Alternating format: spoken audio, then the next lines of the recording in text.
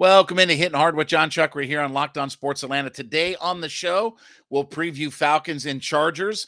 The Knicks met their newest member of the family, and the Fenton trade may mean something bigger than just a short-term fix. It's all next. Hittin Hard with Jon Chuckery, Locked On Sports Atlanta. This is Hittin Hard with Jon Chuckery, part of Locked On Sports Atlanta, and it starts now.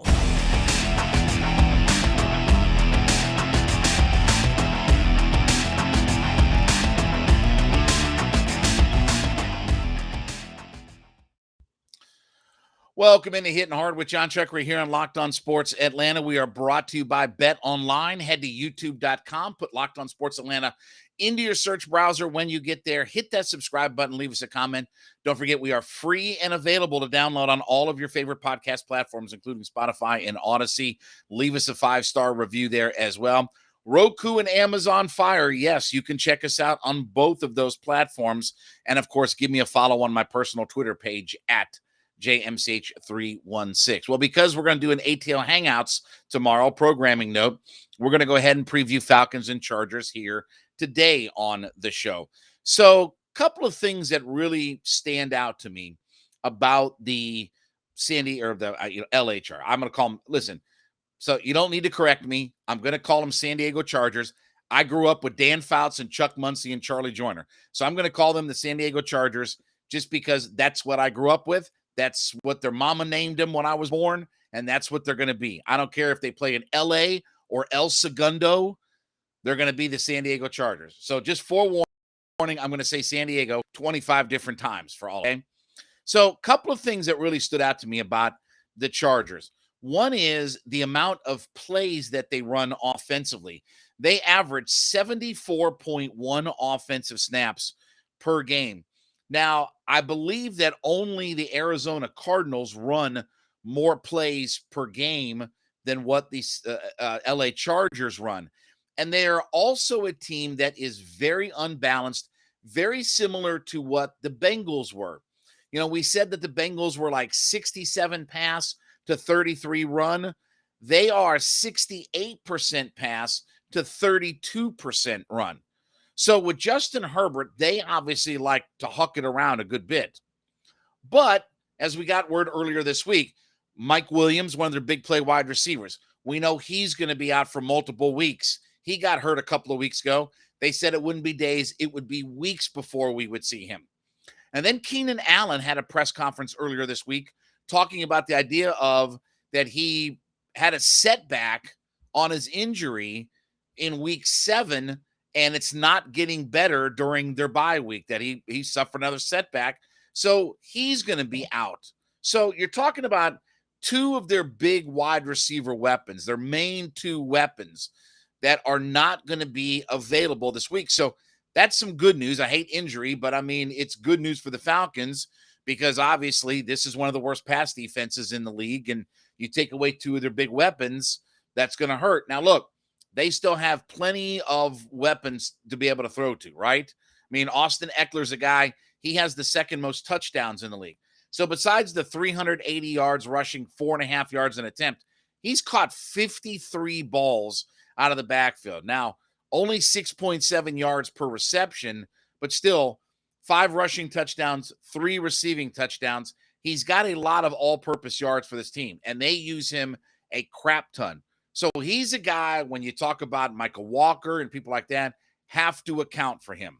He's not going to be a guy who's going to run past everybody, but they have to account for him because it's always been historically that these receiving running backs, guys that come out of the backfield and catch passes, have always killed the Falcons. So obviously, without Williams, without Keenan Allen, that's the guy that they've got to focus on and not allow to get off and get going.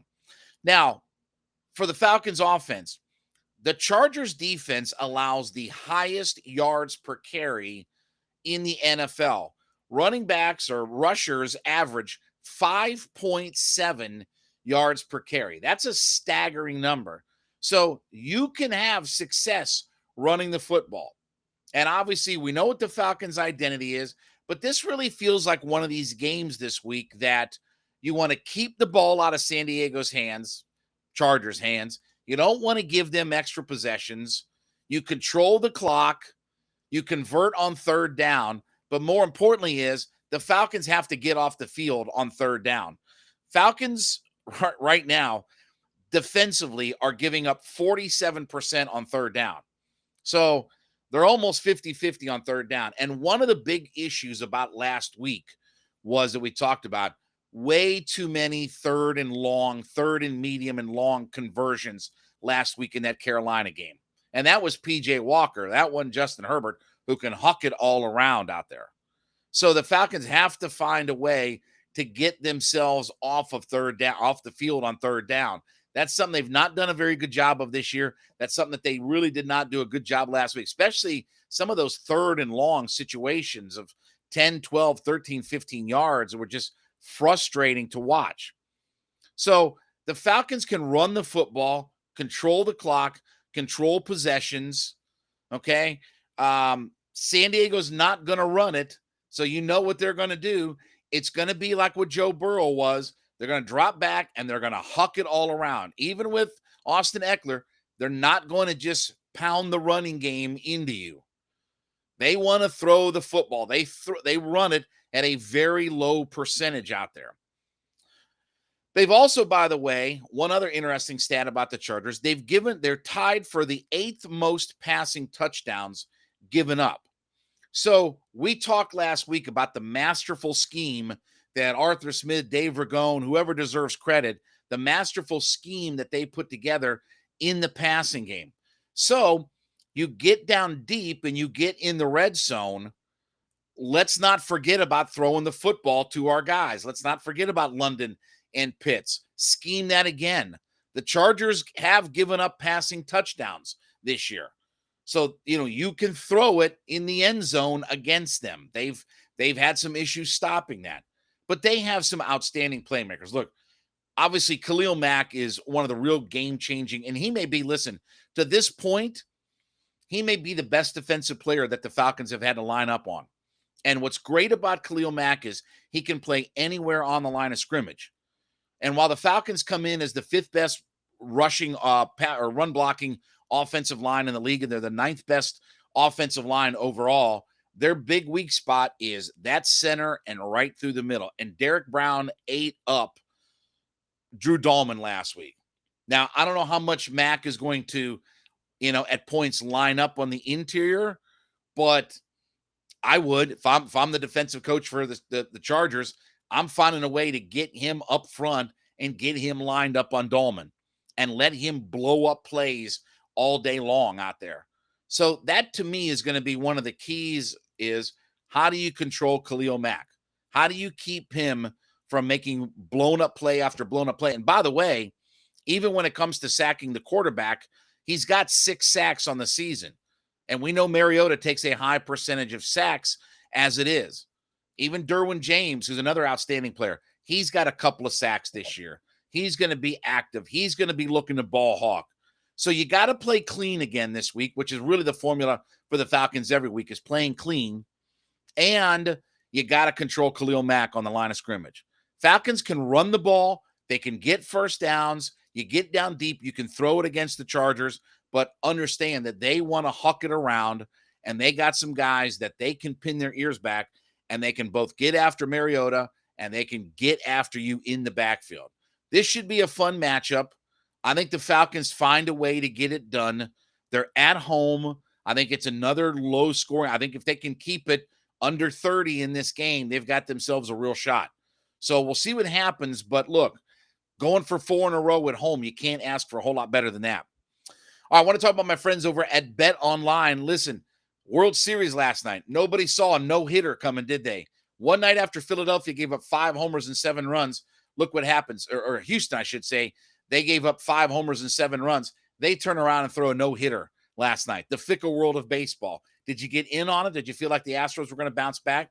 Head to betonline.net today. It's your number one source for all of your sports wagering information. You want to get in on the World Series action. We got college football. We got NFL football. Going to be a huge weekend in college. It's not just Tennessee and Georgia, LSU, Alabama, right? Notre Dame, Clemson. There's a whole pile of really good games going on this weekend.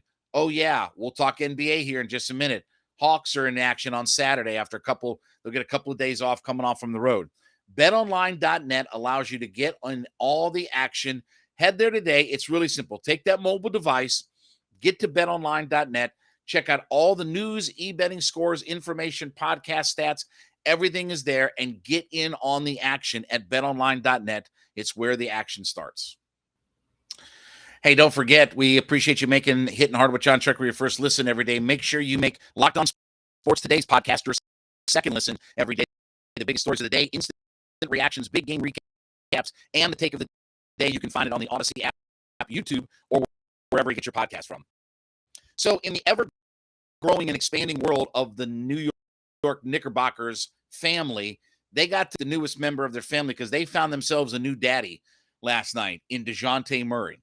Now, let's start with the numbers first on Murray. Last night, 36 points, 9 assists, 5 steals in the game last night to go along with a plus 26 in the game. It was an outstanding performance. But what I want to focus on is, the Hawks at one point in that game last night, they were down 51-28 to New York. From that point, they outscored New York 84-48.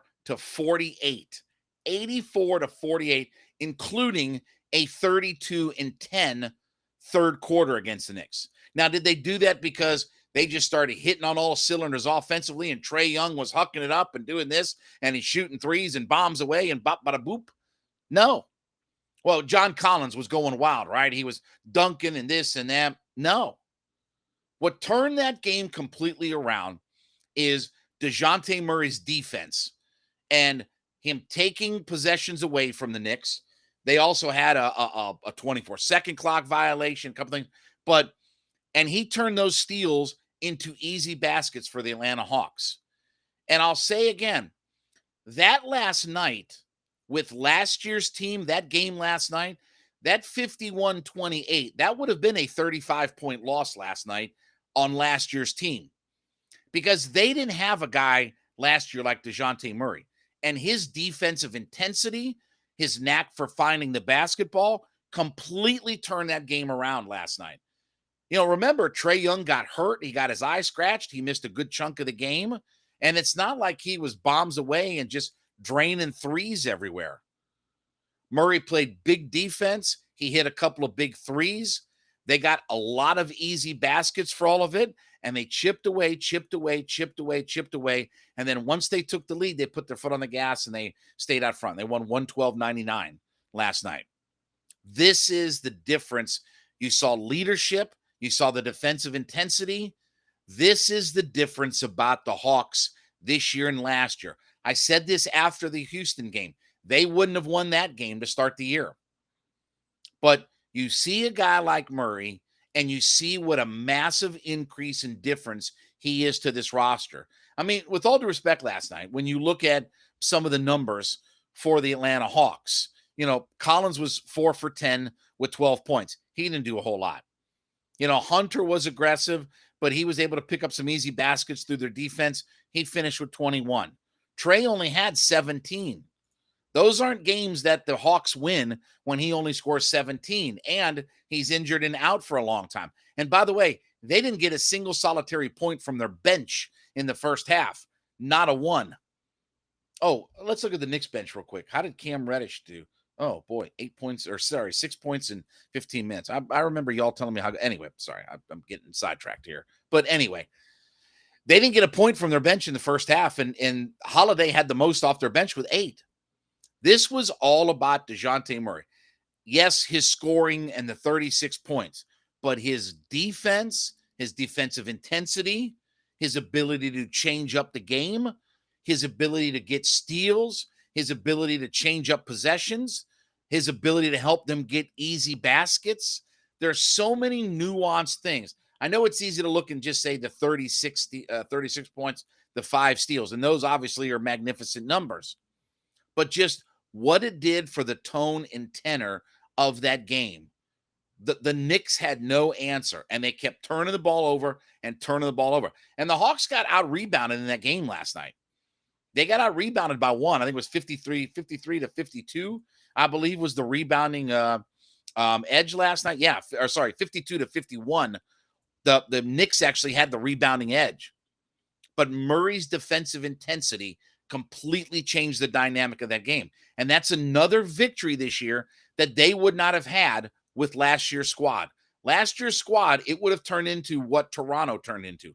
It had been 30, 40-point blowout loss. And it would have completely changed what the look of that road trip was. Now the Hawks come home after the 5-game road trip. They got a couple of days off to get Trey healthy. They'll play the Pelicans on Saturday, but they came off a 3-2 road trip. Back-to-back victories in Detroit, beating the Knicks last night. That's huge. That we talk about how you're going to get to the 4 or 5 seed and how you're going to get.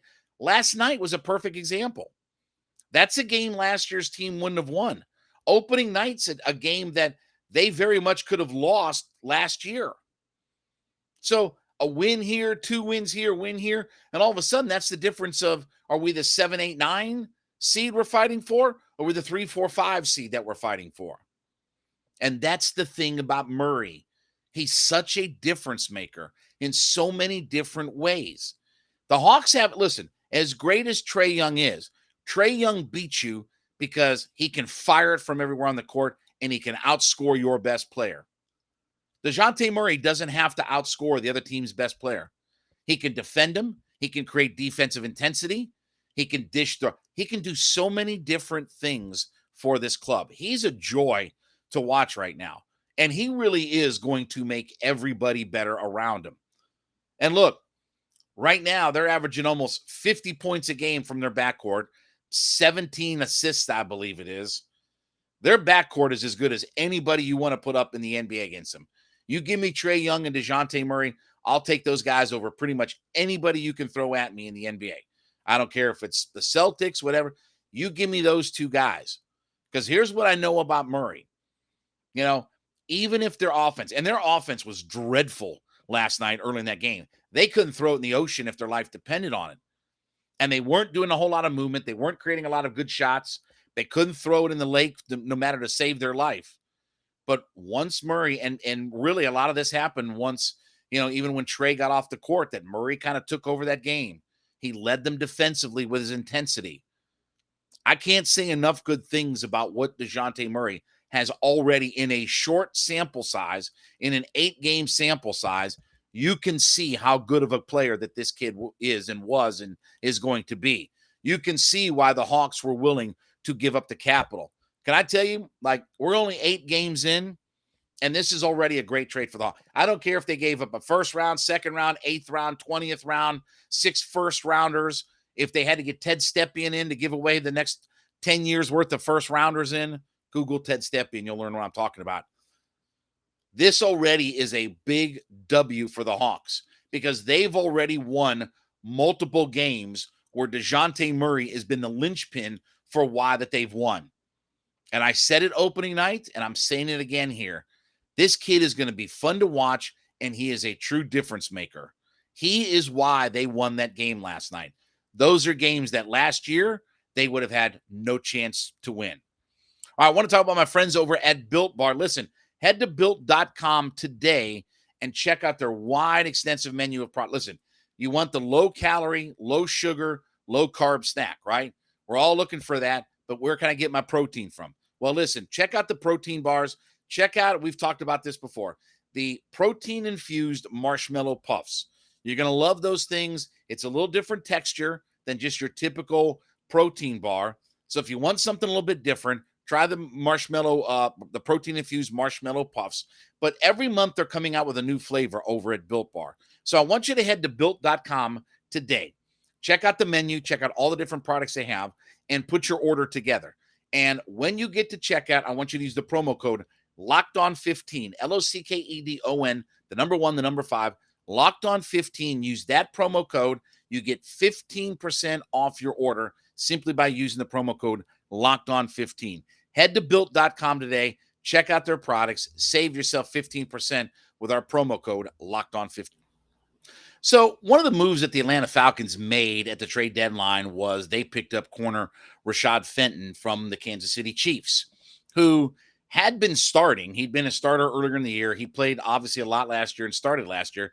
Grades out very well. If you look at last year's numbers in Pro Football Focus, his coverage grade was over 80. I think it was 81 was his coverage grade last year. And the Falcons didn't give up much for him. Fenton is a guy who's on his rookie deal right now. He's going to be an unrestricted free agent come the end of the season. Signed a 4-year deal. You know, he was a 6th round draft pick out of South Carolina, but he's played well. But the thing that I think is interesting is as you're hearing Coach Smith and you're reading the reports and things like that. Yes, they needed some depth and stuff like that. But I think Fenton is a sign that we're not going to see either AJ Terrell and or Casey Hayward for a while. And I think Fenton is going to get a big run over these next several weeks. And look, we know that Casey Hayward right now is on IR for the Falcons. So he's going to be on IR for a while. Obviously, he had to have surgery and all that. So I don't expect to see him back really anytime soon. AJ Terrell dealing with that hamstring issue. You know, he's going to be, you know, I thought it was interesting that they didn't say day to day. They said it's going to be week to week. And when you've got a hamstring injury on a cornerback who's constantly not just full out running, but has to turn, has to rotate, backpedal, forward. I mean, all the different motions that you have to have with your legs. I don't think we're going to see AJ Terrell for a while. It might be a couple weeks, might be 6 weeks. You know, we talked about those kinds of injuries and stuff like that, that soft tissue really doesn't heal unless you just rest it. And with a hamstring injury, if you think that you're 100% and ready to go, give it another week. That's the rule of thumb. You think you're good to go, sit another week and then get back in. So I think we're going to look back in hindsight and say that this was a real coup that Terry Fontenot pulled off in getting Fenton, because as he was squeezed and kind of pushed out of Kansas City, and not because he's necessarily bad, although his numbers have sort of regressed this year, but they really like their rookies and they're playing their rookies a lot more. And look, Kansas City has done a magnificent job over the last few years. Look, Creed Humphrey might have been the best pick in the draft last year. I know Micah Parsons and everything like that, but Creed Humphrey was an outstanding draft pick for when you look at the value of where they got him. You know, you got a Pro Bowl caliber center late in the draft, right? So they've done a great job, not just high up, but in their lower part of their draft of finding guys. And Fenton is another guy, 6th rounder. He's played really well, but just got squeezed out with the rookies that they want to play. And, you know, let's be honest, he's a rental player for right now. But on this squad, I think it's a message and a sign, too, that our 2 starting corners aren't coming back anytime soon. And, yeah, that's going to put a lot of pressure on the D. Alfords, the Isaiah Olivers, guys like that, Darren Hall, right? They needed at least somebody in here to be I don't want to say their number 1 corner, but I think that's how they're going to treat Fenton. And I think that's how they're going to play him. And I think that this isn't just a depth move. I think they look at their injury situation and say, we may not get one or both of those guys back for a while. And think about some of the offenses that they're going to play. We talked about the Chargers this weekend. Look, they're a complete huck it around team, right? Still going to see Tom Brady. They're a huck it around team. The Saints aren't afraid to throw it. We saw that in week 1 with Jameis. Now Andy Dalton, the quarterback. They'll throw it. Yes, they want to get Kamara involved in the run game, but they want to throw it to Michael Thomas and throw it to Kamara out of the backfield. They'll throw it around. You know, Carson Wentz will throw it around. There are still plenty of teams on this schedule, you know, outside the Bears and some in Carolina. But we saw Carolina once, you know, they'll take DJ Moore and they'll huck it around. They need a guy who, and I dare say number 1 corner, but that's how I think how they're going to treat Fenton. And I think that's how they're going to use him, is that he's going to be CB1 right now for them. And it scares me a little bit, not because I don't like Fenton. I like Fenton fine. And, you know, we'll see if he can find himself into a contract for next year with the Falcons.